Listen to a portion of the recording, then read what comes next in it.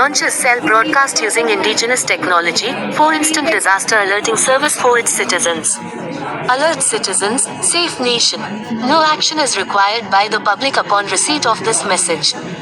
This is a test message, Government of India.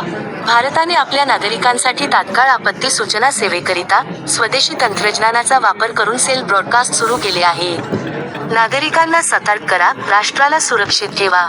हा संदेश मिळाल्यावर जनतेकडून कोणतीही कृती करण्याची आवश्यकता नाही. हा एक चाचणी संदेश आहे, भारत सरकार.